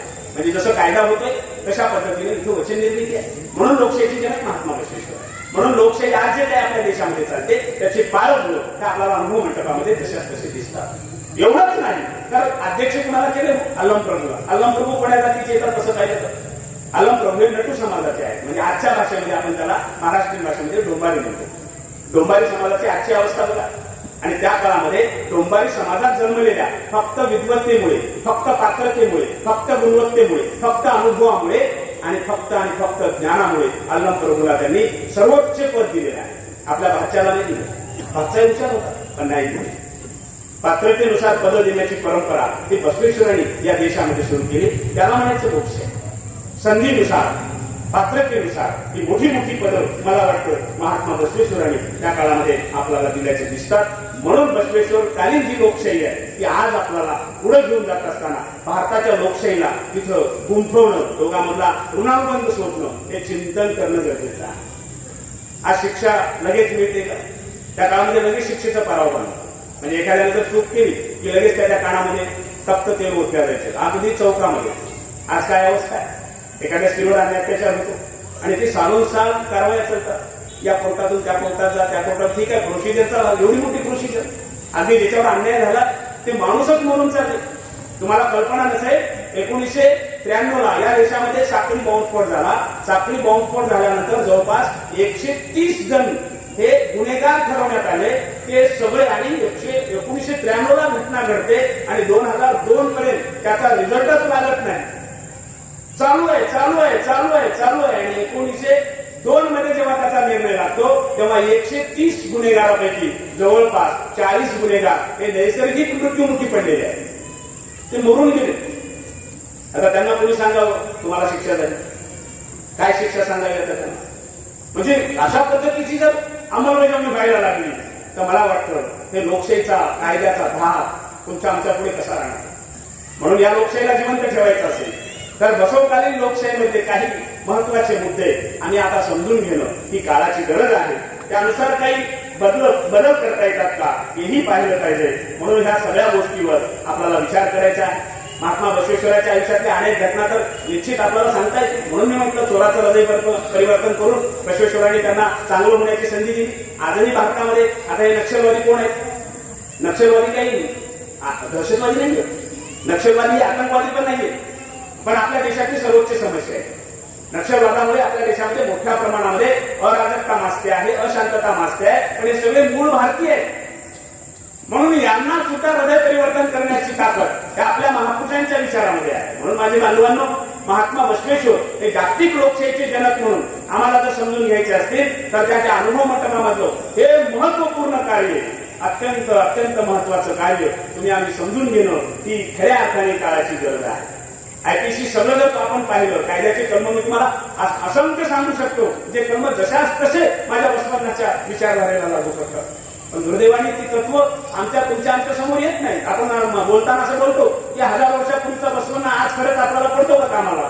पण मी तुम्हाला अत्यंत प्रामाणिकपणे सांगेन की आजच नाही, जोपर्यंत त्या भारतामध्ये नाही जगामध्ये लोकशाही मूल्य जिवंत आहे तोपर्यंत बसवेश्वराचे विचार हे त्रिकाल बाधित सत्य आहेत आणि हे वचनातून तुमच्या आमच्या समोर आज आल्याचे आपल्याला दिसतात. अनेक घटना आहेत, पण विश्वास आता आपल्यावर नसतो. आपण या मातीत जन्मलेल्या महापुरुषांना कधी समजून घेणार आहोत हा माझा प्रश्न आहे. आपल्याला कधी समजून घ्यायचा आहोत. आम्ही सगळे जनक तत्व दुसऱ्या देशाला देऊन टाकले. आपण सगळे शिकतो. अर्थशास्त्राचे जनक म्हणले की ॲडम स्मिथ दुसऱ्या देशातला, इतिहासाचे जनक म्हणले की अरिस्टॉटल हिरोडॉटस दुसऱ्या देशातला, समाजशास्त्राचे जनक म्हणले की ऑगस्ट काम तो पण दुसऱ्या देशातला, राज्यशास्त्राचे जनक म्हणले की अरिस्टॉटल तो पण दुसऱ्या देशातला. मग आमच्या देशात अर्थशास्त्र होतं का नाही? आमच्या देशात राज्यशास्त्र होतं का नाही? आमच्या देशात समाजशास्त्र आहे का नाही? आमच्या देशामध्ये असं काही आहे का नाही जे आमच्या लेकराचा स्वाभिमान मोठा करेल? आमच्या लेकरांना वाटलं पाहिजे अरे ज्या देशात माझा जन्म झाला त्या देशाला सुद्धा जगाला काहीतरी दिले, असं आमच्या लेकराला कधी वाटणार? मी स्वतः अर्थशास्त्र शिकवतो. फार वाईट वाटतं अर्थशास्त्र शिकवत असताना, फार वाईट वाटतं. कारण 18व्या शतकामध्ये जन्मास येतो ॲडम स्मिथ. तो एक राष्ट्राची संपत्ती नावाचा एक ग्रंथ लिहितो आणि त्या ग्रंथातून तो व्याख्या करतो अर्थशास्त्राची की अर्थशास्त्र म्हणजे संपत्तीचं शास्त्र आहे. बस त्याला आम्ही अर्थशास्त्राचा जनक म्हणतो. त्याच्यानंतर 50 वर्षानंतर जॉन रॉबिन्सन नावाचा एक विचारवंत येतो, त्यालाही आम्ही डोक्यावर घेतलं. त्याने अर्थशास्त्राची व्याख्या केली. अमर्याद गरजा मर्यादित साधने परंतु पर्यायी उपयोगाचे साधन यांचा मेळ घालण्याच्या दृष्टिकोनातून करण्यात येणाऱ्या मानवी प्रयत्नाचा अभ्यास करणारे शास्त्र म्हणजे अर्थशास्त्र. त्यालाही डोक्यावर घेतलं. आम्हाला सवय लागली पाश्चात्य विचारवंतांना डोक्यावर घेण्याची. आणि पण माझ्या भारताच्या मातीत जन्मल्या विचारवंतांनी ते काही भरभरून गेले आम्हाला, ते आम्ही स्वीकारणं मला वाटतं काळाची गरज आहे. अन्यथा आम्हाला माफ कोणी करणार नाही. बसवेश्वरांनी अर्थशास्त्राची व्याख्या काय केली? सर्वांत सुंदर व्याख्या केली. मी स्वतः अर्थशास्त्राचा विद्यार्थी म्हणून या पवित्र बसवपीठावरून तुमच्या सर्वांच्या साक्षीने अत्यंत जबाबदारीने सांगतोय की बसवेश्वराची व्याख्या जगातल्या सर्वोत्तम कुठल्याही अर्थतज्ञापेक्षा ही सर्वोत्तम व्याख्या आहे. माझा बसवेश्वर अर्थशास्त्राची व्याख्या सांगताना म्हणतो, अर्थशास्त्र कशाला म्हणायचं? बसवण्णा म्हणतात, कायकाच्या माध्यमातून संपत्ती निर्माण करा. पण कायक कोणतं असलं पाहिजे? राष्ट्रहिताचं, राष्ट्रविघाताचं कायक नाहीये. इथं सुद्धा बसवेश्वरांनी स्पष्टीकरण दिले त्याचं. आपण जे काम करतो ते राष्ट्रहिताचं असलं पाहिजे आणि मग ते स्वाभिमानानं करायचं. बॉम्ब निर्मितीचं काम करायचंय आणि एखाद्या गावावर बॉम्ब टाकायचा आणि पैसे कमवायचे, ते कायक नाहीये. राष्ट्रहिताचं काम करताना बसवण्णा म्हणतात, कायकाच्या माध्यमातून संपत्ती निर्माण करा, दासोहाच्या माध्यमातून संपत्तीचं समान वितरण करून आर्थिक समता प्रस्थापित करणारं शास्त्र म्हणजे अर्थशास्त्र. जगामध्ये सर्वोत्तम व्याख्या अर्थशास्त्राची महात्मा बसवेश्वरांनी केली. पण आम्ही कार्ल मार्क्सचं अर्थशास्त्र वाचलं, सगळं डोक्यावर घेतलं, पण या भारताच्या मातीमध्ये जन्मलेला बसवण्णा कधी समजून घेणार? आणि हा बसवण्णा जर आम्हाला समजून घ्यायचा असेल तर कुठेतरी थोडं जातीच्या धर्माच्या बाजूला जाऊ. या देशानं आता लोकशाही मूल्य देणाऱ्या महापुरुषांना समजून घ्यावं, अशा पद्धतीची विनंती खऱ्या अर्थाने तुमच्या समोर करणार आहे. त्यासाठी लागते ती निष्ठा. आपल्या देशातल्या मातीवर प्रत्येकाने निष्ठा ठेवली पाहिजे. या देशाला अशा निष्ठावान माणसाची सध्याला गरज आहे. आज निष्ठा विकल्या जात आहे, म्हणजे विकता कामा नये. आपल्या देशाच्या संस्कृतीचा स्वाभिमानच वाटला पाहिजे. त्याबद्दल मी अत्यंत प्रामाणिकपणे तुम्हाला सांगेन की या देशामध्ये जे जे चांगलं आहे ते चांगलंच म्हणण्याची दानत आमच्यामध्ये असली पाहिजे. प्रत्येक वाईटच असतं असं अजिबात नाही. माझ्या भारतामध्ये बरंचसं काही नव्हे, 95% चांगलं आहे. 5% असेल काही वाईट असेल ना, काढून टाकलं ना. आम्ही सतीची प्रथा वाईट होती, बंद केली आहे. कायद्यानं त्याच्यावर बंदी घातली. अस्पृश्यता वाईट होती, चला कायद्यानं बंदी घातली ना, काढून टाकलं. मुरळी प्रथा वाईट होती, देवदासी प्रथा वाईट होती, केशवपण प्रथा वाईट होती. ह्या प्रथा होत्या ना वाईट, ह्या रूढी प्रथा परंपरा होत्या काही वाईट, आम्ही काढून टाकल्या. मग ह्या काढून टाकल्यानंतर जो काही सर्वोत्तम देश दिसतोय आपल्याला, त्याचा तर मग आम्हाला अभिमान वाटणं गरजेचं आहे. तो पाठ्यपुस्तकात आला पाहिजे.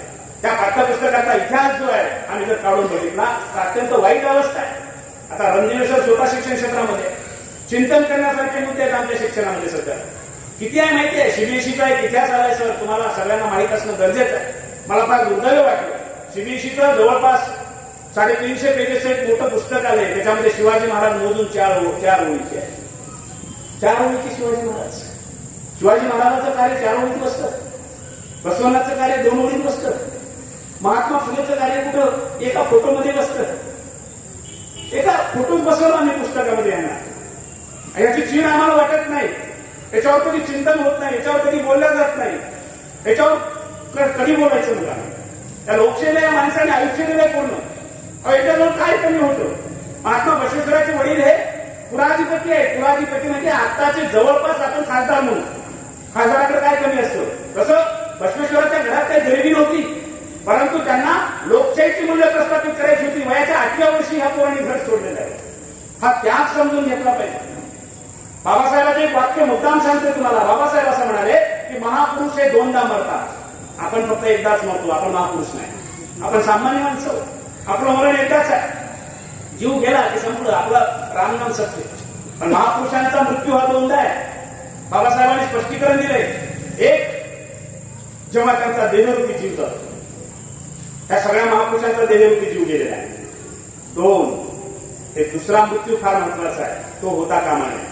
2, त्या महापुरुषांनी सांगितलेल्या विचारावर त्या देशातले जर अनुयायी जात नसतील, त्यांचे जर वारसदार जात नसतील, त्यावेळेस दुसऱ्यांदा महापुरुषाचा मृत्यू होतो. मला म्हणायचंय की दुसऱ्यांदा मृत्यू होता कामा नये. या भारतातल्या प्रत्येक माणसाने या भारतातल्या मूळ महापुरुषांना समजून घेतलं पाहिजे. मग तो या देशाचा पुत्र असेल, या देशाचा वर्धमान असेल, या देशाचा बसवण्णा असेल, या देशाचा छत्रपती असेल, या देशाचा तुकाराम असेल. तुकारामाचं एक आव्हान मुद्दाम सांगतोय तुम्हाला. आणि काय सांगितलंय आमच्या तत्वव्यक्त्यांनी. आम्ही नसलेल्या कुठल्या तरी गोष्टी कावळ्याच्या, नांगराच्या, चिमणीच्या पाठ्यपुस्तकातून शिकवतो. तुकाराम महाराजाला एकाने विचारलं की छत्रपती शिवाजी महाराज मुघलासोबत लढा देत आहेत, पण तुमच्याजवळ तेवढं शस्त्रास्त्र नाहीये, तुम्ही लढा कसा देणार? मावळ्यांची फौज 18 पगड जातीतल्या उभा करणारा तुकोबाचा अधिष्ठान म्हणून समजून घेतलं पाहिजे. तुकाराम महाराजांनी त्यांना उत्तर दिलं, आम्हा घरी जण शब्दाची शस्त्रे, शब्दाची अस्त्र यत्न करू. आमच्या घरी शस्त्र कोणतं आहे? शब्दाचं शस्त्र आहे. आम्हा घरी जण शब्दाची शस्त्रे, शब्दाची शस्त्रे अस्त्र यत्न करू. तुका म्हणे आम्हा शब्दचीच देव शब्दची गौरव पूजा करू. आमचा जो शब्दाचं शस्त्र आहे त्या माध्यमातून आम्ही एक अशा मोठमोठ्या खऱ्या अर्थाने म्हणजे शब्दाचा हा साठा आम्ही या मावळ्यांच्या हृदयामध्ये पेरू. आणि म्हणून त्यांनी हर हर महादेवाची जी गर्जना त्या मावळ्यांच्या हृदयामध्ये पेरली आणि एका गर्जनेतून अक्षरशः यांना 10 हत्तीचं बळ पुरलं गेलं की हर हर महादेवाची गर्जना बसवकालीन दिसते आपल्याला. महात्मा बसवेश्वर स्वतः मोठे शिवभक्त आहे. हा सगळा जर ऋणानुबंध आपण पाहिला तर ह्या लोकशाहीकडे आपण जात असताना ही सगळी मांदी आली तुम्ही आम्ही समजून घेतली तरच या देशाची लोकशाही प्रगल्भ होणार आहे, मजबूत होणार आहे. आणि भविष्यामध्ये मग 21व्या शतकाचे आम्ही खरे लोकशाहीचे पाईक म्हणून जगाला अतिशय ठाकीठोकपणे सांगू शकतो की या भारताच्या संस्कृतीनं जगाला लोकशाही दिलेली आहे. त्यासाठी आपल्या महापुरुषावर विश्वास असला पाहिजे. साधं मुद्दाम एक उदाहरण सांगणार आहे तुम्हाला. भारताची मानसिकता काय झालेली आहे? भारताची मानसिकता अशी झालेली आहे की आम्हाला आमच्या देशातलं काही चांगलं घटायला तयारच नाही.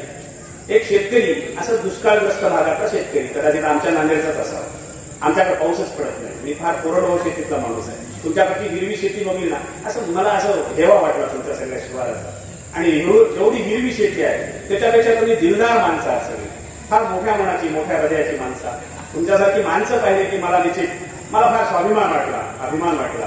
तसा तो शेतकरी कोरडवाहू शेतीतला 2 वर्ष पाऊसच पडला नाही. भयानक दुष्काळ. पण हा फार मोठा देवभक्त. गावात सगळ्या ईश्वराची देवाची मंदिर छान बांधली. सगळेजण मस्त नामभक्तीमध्ये देवावर प्रगाढ विश्वास असला पाहिजे. तो विश्वास होता त्या शेतकऱ्याचा. आता 2 वर्ष पाऊस नाही. मग एकदा असं झालं त्याला असं वाटलं की आता पाऊस नाहीये, आपला खर्च चलत नाहीये, प्रपंच चलत नाहीये, संसार चलत नाहीये, आपल्या मुलीचं लग्न करायचं आहे, पोराचं मुलीचं शिक्षण बाकी आहे, अजून दुसऱ्या काय करायचं. म्हणून त्यांनी देवालाच पत्र लिहिलं. गोळ्या बाबा शेतकऱ्या फार भोळी श्रद्धा असतो. त्यांनी देवाला पत्र लिहिलं की हे देवा इतकी वर्ष मी तुझी सेवा केली, मंदिराला दान दिलेलं आहे, सगळं मी अगदी व्यवस्थित केलंय माझ्याजवळ पैसे होते म्हणून. आज मी थोडा अडचणीत आहे आणि माझा तुझ्यावर विश्वास आहे, थोडी मदत करशील. फार काही नको पण एक 10,000 तरी तू दिले पाहिजे म्हणून त्यांनी पत्र लिहिले. आता त्याच्यावर पत्ता लिहिला त्यांनी स्वर्ग. कारण आमच्या अशा एक धारणा आहे की देव सगळे स्वर्गात राहतात. त्याचा दोष नाहीच आहे, अजिबात दोष नाही त्याचा. त्यांनी पत्ता स्वर्ग लिहिला, देवाचं नाव पण टाकलं, पत्र बिचाऱ्यानं आपल्या टपालामध्ये टाकून दिलं. एक टपाल प्रत्येक पत्र टपालातून बघतायत स्वर्ग. पुढे चाललंय शेवटी काश्मीरचं टोक तिथं जाऊन पडलं ते पत्र. आता पुढे कुठं जाणार? अगदी 8-10 दिवस झाला ते पत्र तिथं पडून आहे. पण एक अगदी कदाचित तो पश्चिम महाराष्ट्रातला पोस्टमॅन असेल, फार दिलदार हृदयाचा. त्याने ते बघितलं की बाबा बरेच दिवस झाले पत्र इथंच पडून आहे, जात नाहीये कुठं, वाचावं आपण काय आहे. आणि त्याच्यातली माणूस ती जागा झाली. त्यांनी बघितलं त्याच्यावर सगळी दैनंदिन अवस्था त्या शेतकऱ्याने लिहिलेली आहे आणि ईश्वरावर फार मोठी त्याची श्रद्धा आहे. आणि त्यांना असं तिथं लिहिलंय की मला देव नक्की मदत करेल.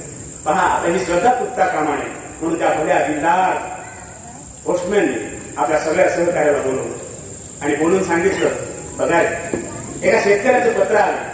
बिचाऱ्यानं स्वर्गाचा पत्ता लिहिलाय का, पण स्वर्ग नरक ह्या कल्पनात्मामध्ये कुठं आहे, ह्या खऱ्या का खोट्या यावर फार मोठे वाद आहे.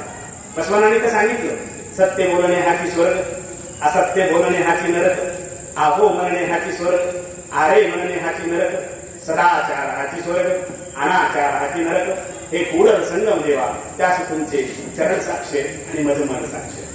मग त्यावेळेस त्या शेतकऱ्याचं पत्र फाडून त्यांनी सगळ्या अधिकाऱ्याला सेवकाला सगळ्याला बोलवलं आणि सगळ्यांनी मग कोणी 500 रुपये दिले, कोणी 1000 रुपये दिले. असं करत एक 5000 रुपये जमले. जमल्यानंतर त्यांनी शेतकऱ्यांनी पत्ता दिलाच होता. त्या पत्त्यावर 5000चं पोस्टमॅननी सगळं टॅग केलं आणि ते पाठवून दिलं पत्त्यावर. इकडं शेतकरी मात्र सगळ्या गावात सांगत होता मला देव मदत करणार, मला देवावर विश्वास आहे. तसं तर 2 महिने होऊन गेले. लोक हसायला लागले, गडायच करेल, देव कसा मदत करेल. तरीही तो म्हणतोय ना माझा देवावर विश्वास आहे, मला देव मदत करणार. बघा एवढी प्रगाढ श्रद्धा असेल ना याची डोळा देवप्राप्ती होऊ शकते असं माझं म्हणणं आहे. बिलकुल होऊ शकते. मी फार श्रद्धाळू माणूस आहे, अंधश्रद्धाळू नाही. आणि मग त्यावेळेस त्या शेतकऱ्याला ते पत्र भेटले. सगळे लोक म्हणले अरे देवाने मदत केली. सगळे जमले लक्षात. जसे जमले त्याने ते पत्र फाडलं आणि फाडल्यानंतर पैसे मोजले. पैसे 5000 निघाले. तेव्हा मात्र त्याला तो चिंता तो म्हणाला देवाला मी 10,000 मागितले होते आणि मला 100% खात्री आहे की देवानं 10,000च पाठवले असणार. ते पोस्टमॅन खराब आहे, त्यांनी 5,000 काढून घेतले. ही अवस्था आहे, ही मानसिकता आहे. म्हणजे शेवटी आणि माणसाला कधी महत्व देणार, माणसावर कधी विश्वास ठेवणार नाही. अहो नुसतं साधं आपण घरचे माणसाचं कुठे जात असतील, 22-23 वर्षाचं त्यांना बाण पोरग घरामध्ये राहतं, पण आई वडील पोरावर विश्वास ठेवत नाही. आई वडील घरातल्या कुठल्यावर विश्वास ठेवतात. त्यांना असं वाटतं की हे कुठं प्रामाणिक आहे. माझी विनंती आहे इथं, हरामासाच्या माणसावर विश्वास ठेवला पाहिजे. बसवण्णांनी सांगितलं की माणसावर विश्वास ठेवा, कारण या जगाला सर्वोत्तम करणारा कोण असेल तर तो माणूस आहे. फॅनचा शोध माणसाने लावला, इंजिनाचा शोध माणसाने लावला, विमानाचा शोध माणसाने लावला, रेल्वेचा शोध माणसाने लावला, सगळी शोध माणसाने लावली. अत्यंत आनंदामध्ये आपण जगतो. माझा छोटासा आवाज तुमच्यापर्यंत येतोय, त्या माईकचा शोध माणसाने लावला. हे सगळं जर माणसाने केलं असेल तर त्या माणसाच्या जगण्याकडे, जीवनाकडे आपण कधी सकारात्मक होणार आहोत. लोकशाही जर जिवंत ठेवायची असेल तर या लोकशाहीमध्ये जगणाऱ्या प्रत्येक माणसाचा सन्मान झाला पाहिजे, प्रत्येक माणसाला न्याय भेटला पाहिजे, तरच या देशाची लोकशाही निश्चित जिवंत राहील. आणि म्हणून जास्त वेळ बोलणं हे संयुक्तिक नाहीये, कारण विषय खूप मोठा आहे. 25,000 वचनं आहेत. एका वचनावर 1 तास बोलावं असे अर्थगर्भित वचनं आहेत. तुम्ही शांत बसून ऐकलात म्हणजे एकही उठायला तयार नसाल तर फार मोठी अडचण होते. मी असाच एका कार्यक्रमात गेलो, जण बोलत राहिलो, बोलत बोलत बोलत एवढा बोलत राहिलो, मला काही म्हणजे भानच राहिलं नाही. पहिले सुरुवातीला होते 700-800, नंतर 300 राहिले. तरी बोलत राहिलो. 300 आहेत ना, आपली आहेत ना, पक्की आहेत ना, ऐकायला ना, बोल 100च तरी बोलतो. एवढं बोललो 3च राहिले. पण बोलणं सोडलं बोलत राहायचं. पण आता मला थोडा अटकावत होता, पण आता 3च राहिले. मला फार आनंद वाटला. मग 3 माणसं हे पक्के ऐकणारे, त्यांना समजलं असेल, त्यांचं हृदय परिवर्तन झालं असेल, त्यांचं मन परिवर्तन झालं असेल. म्हणून एकाला विचारलं, बाबा काय थांबलास, एवढं आवडलं? त्यामुळे कसं आहे, अडचण आहे सर, मला माईक मजा घरचा आहे. घरला जावं तर घरचं जेवण बंद होते. माईक साठी थांबलो. तुम्ही काय सांगलं फारसं काही कळलं नाही. थोडा दुःखी झालो. नंतर दुसऱ्याला विचारलं, तुझं नेमकं कारण? ते मला ज्या चटईवर उभा आहो ती चटई घरची आहे, नवी आहे, तुम्हाला ती गुन्हा झाला. तिसरं तर लाकूड घेऊनच थांबलेलं. मी म्हणलं आता हा तर कार्यक्रम लावायला, आता मला काही नांदेडला लागत नाही. ते म्हणलं बाबा तुझं नेमकं कारण तुला समजलं का कसं? ते मला तुम्ही टेन्शन घेऊ नका सर. अजून 2 तास जरी बोलल्या मला काही अडचण नाही. मला तुम्ही का बंद केलं मला काही माहित नाही. मला 2 तास जरी बोलल्या अडचण काही नाही. फक्त तुम्हाला इथं बोलवलं कोण, थोडं नाव सांगा. मला तुमची काहीच अडचण नाही. तुम्ही आले का बोलायला मला किती, तुम्हाला बोलवलं कोण घ्यायचं? मला रणजीव सरांनी आणि त्यांच्या जयंती मंडळाने बोलवलेलं ते आधीच नाव सांगून टाकलं, कारण मला पुन्हा नांदेडला जायचं आहे. असो, हा विनोदाचा भाग जरी सोडला तरी आपल्याला लोकशाहीवर चिंतन करावं लागेल. एक फक्त शेवटचं उदाहरण सांगून मी बांधवांना तुमची रजा घेणार आहे, ते म्हणजे निष्ठा. आज लोकशाहीवर निष्ठा जर असती ना आमची तुमची, तर 90% तरी मतदान झालं असतं. मी पुन्हा त्या मतदानावर काय आलो, कारण मी स्वतः राज्यशास्त्राचा विद्यार्थी आहे, स्वतः राज्यशास्त्र विद्यार्थ्यांना शिकवतो. आणि जर लोकशाहीमध्ये जर मताचा अधिकाराचं महत्व कमी होत गेलं ना तर आम्हाला चिंता करावीच लागेल. कोण करेल का नाही माहित नाही, पण तुम्हाला आम्हाला करावी लागेल. म्हणून निष्ठा लोकशाहीवर असली पाहिजे, निष्ठा या देशाच्या स्वातंत्र्यावर असली पाहिजे. निष्ठा किती असावी, मग किती असावी, त्याचं सर्वोत्तम उदाहरण आम्हाला महात्मा बसवेश्वराच्या विचारामध्ये दिसतं. काय उदाहरण? गुलबर्गा नगरामध्ये एक हरळे नावाचं दाम्पत्य आहे. शरण हरळे आणि कल्याण माडे हात होते. काय काम करत होते? अहो ते साधं बुटं बनवायचे आणि काय. पण त्या गुलबर्ग्याला एक बातमी गेली की महात्मा बसवेश्वर अनुभव मंडपामध्ये सगळ्या लोकांना दीक्षा देत आहे, सगळ्यांना देवप्राप्तीचा अधिकार देत आहे. तिथं स्त्री पुरुष कोणताच भेदभाव नाही म्हणे. आपण जाऊया. आणि पती कसा असावा, तो या खऱ्या अर्थाने या हरळ्यासारखा असावा. त्याने आपल्या कल्याणमाला म्हटलं, कल्याणमा आपण अनुभव मंडपात जाऊ. ते म्हणजे आपण एकटंच नाही द्यायचं, आपण सहकुटुंब जाऊया. आणि अक्षरशः गुलबर्ग्याचं काय छोटंसं घर असेल तिथं सोडून, किती निस्वार्थी माणसं आहेत बघाय, त्याला निष्ठा म्हणतात, विचाराची. आणि ही माणसं आली, कल्याणच्या मातीमध्ये राहायला लागला हा माणूस. 1 महिना आपलं काम करतोय, पण बसवेश्वराचं काही दर्शन झालं. पण याच्या मनात एक तळमळ आहे, कधी तो चेहरा मला पाहायला भेटला. ज्या बसवेश्वराबद्दल आपण भरभरून ऐकलेलं आहे त्यांचं दर्शन कधी होईल. आणि एके दिवशी असं सकाळी तो चांगला दिवस निघाला आणि मग त्याच वेळेस हातामध्ये काही बुथे घेऊन तो विकायला जात असताना जोडी विक्रेते गावाच्या मेन रस्त्या मुख्य रस्त्यावर काही कुजबूज सुरू झाली. त्या हरळ्याने बघितलं आणि विचारलं काय आहे नेमकं काय. त्यावेळेस काही लोक म्हणाली की या राज्याचे प्रधानमंत्री बसवेश्वर या रस्त्यानं जाणार आहे. काय आनंद झाला होता, भयान आनंद झाला. अरे 2 महिन्यापासून आपल्या उदाशी स्वप्न आहे त्या बसवेश्वराचा आपण चेहरा पाहावा आणि आज तर तो तो तो भाग्याचा दिवस उजाडला. म्हणून तो व्यक्ती तिथंच थांबला. त्यांनी पुढं कुठं म्हणजे जोडी विकण्याचं काम केलंच नाही आणि साक्षात अवघ्या 15-20 मिनिटांनी बसवेश्वर तिथून चालेल सगळ्यांचे घराने ऐकायले तिथं सोल्युशन आहे. आणि जात जात जात जात जसं या हरळ्याच्या जोडून गेले त्या क्षणाला हरळ्याने अत्यंत हृदयातून आवाज काढला, शरणू शरणार्थी बसवंना. एवढा प्रेमळ आवाज, एवढा हृदयातला आवाज की बसवेश्वर घोड्याच्या खाली उतरले, त्या हरळ्याच्या जवळ गेले आणि हरळ्याला सांगितलं, शरणू शरणार्थी आज थोडंसं आम्ही घाईत आहोत पण नक्की महामणीमध्ये जरूर या. म्हणजे आमंत्रण दिलं तिथं प्रधानमंत्र्यांनी हरळ्या. काय आनंद झाला. हरळ्याच्या डोळ्यातून आनंदाश्रू आले आणि तो परत ही आनंदाची घटना आपल्या पत्नीला कल्याण मला सांगायला गेला आणि घरी तसा आला. काय पेरला असेल, काय काय पेरला असेल बसवेश्वराने. किती मिनिटाची भेट आहे, अवघ्या 30 सेकंदाची भेट आहे. 30 सेकंदामध्ये त्या बसवेश्वर नावाच्या व्यक्तीनं एका नजरेतनं या हरळ्याच्या हृदयात असं काय पेरलं असेल की हरळ्या घरी येऊन आपल्या पत्नीला म्हणतो की कल्याणमा आपण बसवेश्वराबद्दल जे ऐकलं होतं ते फारच कमी आहे, त्याच्यापेक्षा कितीतरी मोठ्या हृदयाचा हा महामानव आहे. पण आपल्याला घरी बोलवलं बसवेश्वराने, आपल्याला घरी जायचंय. कल्याणमा म्हणते घरी जायचंय खरं आहे परंतु आपण काहीतरी घेऊन गेलं पाहिजे. जसं आता आम्हाला इथं पुस्तक भेट दिली, इथं लवकर येणाऱ्यांना जयंती मंडळाने भेट ठेवलेली आहे. सर्व दिवस उपस्थित राहणाऱ्यांना विशेष भेट ठेवलेली आहे. म्हणजे आपल्या भारताची एक संस्कृती आहे भेट वस्तू देणे. काय भेट द्यावी मोठा प्रश्न पडतो मला कधी कधी.